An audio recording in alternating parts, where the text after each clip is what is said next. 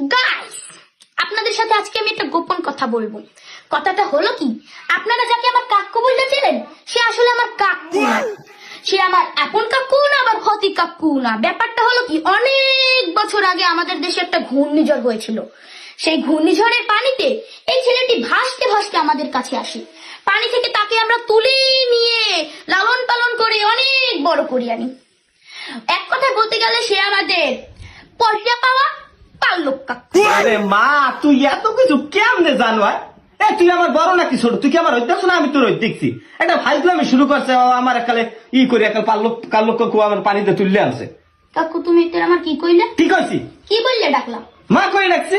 তাই আমি তোমার বড় না, তুমি আমার বড়? হ্যাঁ, বুঝলে না? বুঝলে না? তোমার তো পানি তো বলি আমরা তুললে আনছি, আমি বুঝতে যাইনি। হ্যাঁ, তাহলে তুমি গাবলা করে ভাসতে ভাসতে আইছো, আর আমরা হেনে করে তুললেই না তোমার বড় করছি লালন পালন করে। খালি আমরা যে কথা কয় আমি তোমার বড় না, মা হইলে আইছি তুমি আমার বড়, আমি তোমার বড় না, খালি আলতু ফালতু কথা কয়, বুঝতে না? বুঝলে না? আরে আল্লাহ, ভাবি ভাবি তোমার মাইয়া হিন্দা নেবার নাকি আমার জীবনটা ধ্বংস করে নেবে, শেষ করে রাখতেছে আমারে। আমি আর পারতেছি না।